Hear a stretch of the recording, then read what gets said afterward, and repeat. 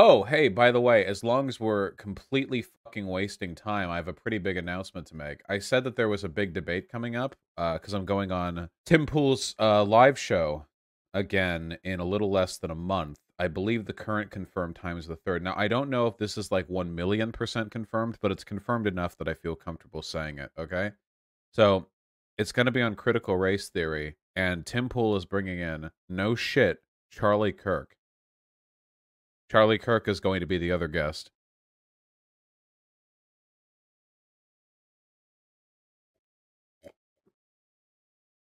Now, I'm sure there's some possible way that that this doesn't happen, like he backs out or there's some schedule conflict or whatever, but that seems to be like very, very likely. Yeah, that could just be Tim Pool saying that to get me on, then he jumps me. Oh yeah, so the guys, the problem is this is like the worst environment. You guys have to understand, okay? If it was at Politicon, it would be one thing, because that's a 1v1, but it's going to be 3v1. It's going to be Charlie Kirk, Tim Pool, and Cassandra Fairbanks. That's the new editor, I think. And Charlie Kirk is not a stupid opponent. He's pretty rhetorically effective.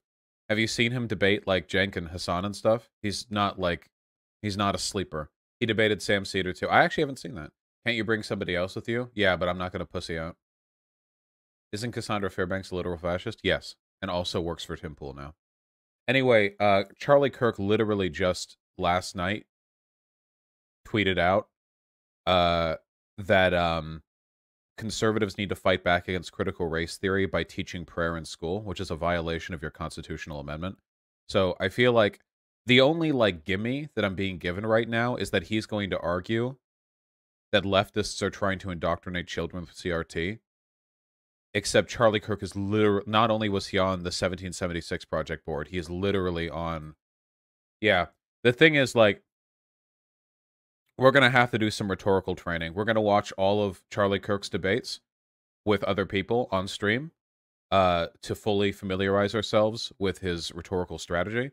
We're going to brush up on CRT. We're going to become a world expert on this shit, specifically so that we can gain as much height as possible before elbow dropping him from the stratosphere, okay? Because he is rhetorically effective. The problem is the environment, you know? Like, I feel like if I was just talking with Charlie Kirk, like, one-on-one, I'd be fine. But the thing is, in the Tim Pool zone, you have to understand, okay? It's like, if they want to look something up, Cassandra Fairbanks will have a computer. I don't get a phone on me. Like, I can't look something up live, you know? And I feel like they'll back him up or ask leading questions in his favor. So the difficulty is going to be, like, navigating. You can't bring a laptop. It's rhetorically, you can't do that. If you're on a live podcast debate, you can't, like, stop and, like, look something up. It's not, it's not like doing this here where I have chat, like, next to me, you know? But Cassandra Fairbank isn't on cam. She can look something up, you know? Yeah. Unfortunately, the hold on, bro, let me look up some studies tactic doesn't work that well. Can you really not get an ally? I don't want an ally.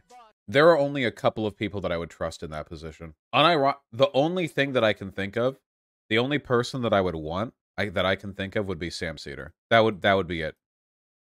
Because to me, it's not about, like, being super familiar with CRT. I don't know if I've ever seen Sam Cedar talk about CRT. It's about being able to be calm in certain environments. But Sam Cedar will never be allowed on Tim because Tim fucking hates Sam Cedar. Despises Sam Cedar. And he's very rhetorically strong. Yeah. August 3rd would be the date. Yeah, Tim Pool really doesn't like Sam Cedar. He really hates him. When I went to Tim Pool's place last time and I talked with him after all the cameras were cut, everything was no longer being live recorded, he continued to shit talk Sam Cedar. He really fucking hates Sam Cedar. Holy shit. Will you stream the discussion on your channel this time? Nah, there's no point. I don't really care about you guys seeing it. I care about their audience seeing it. Like, if you give a fuck about my content, you'll go and watch it live. Like, you'll go watch it on his channel, you know. Yes. You need to be in chat, okay? Remember last time when, like, Tim Pool's audience hated me, but you guys were spamming, you know, I used to be like a Strasserite, but thanks to Vaush, now I'm a trans, like that, remember? We're not doing that this time, but you did do a lot of really good. That was some good OPSEC work, okay? You really held the line down there.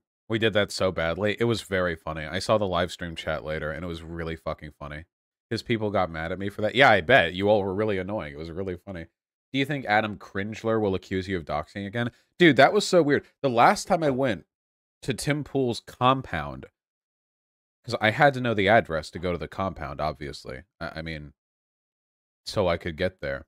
And I went there, and apparently the entire time that I was over there for like 6 or 7 hours or something. Adam Cringler, the former person who worked with Tim Pool but no longer did, was just like in his bedroom sulking, and he wouldn't come out because I was there. And then later he said that I was going to dox their compound.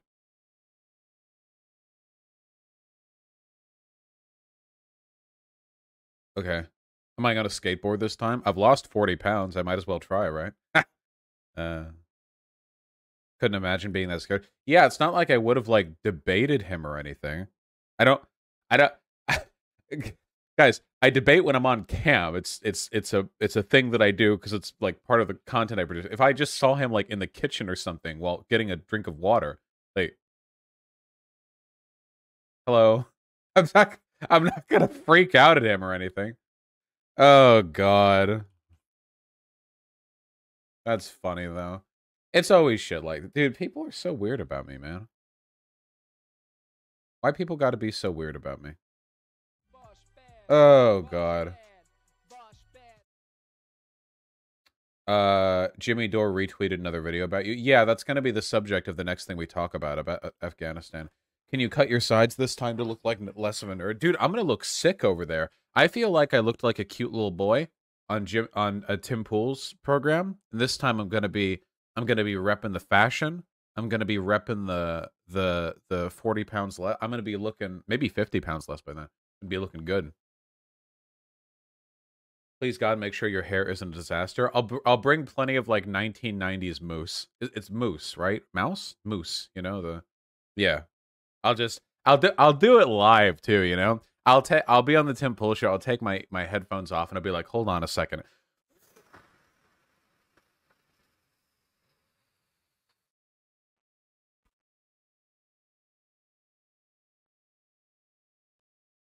Like that. Absolutely, just absolutely dunk it out. You know. I'm so glad that most went out of fashion, dude. I hated using that back in like middle school or whatever I thought that was cool. Oh God. Jesus. Get plastic surgery to make your face small like Charlie Kirk. Yeah, it's part of a psychological tactic called mirroring, where you emulate the behavior and mannerisms of the person you're talking to get on their good side. And for me, I'll eat a warhead, a sour warhead beforehand, so my face shrinks as I cringe from the sour, and that'll make Charlie Kirk more amenable to me, you know?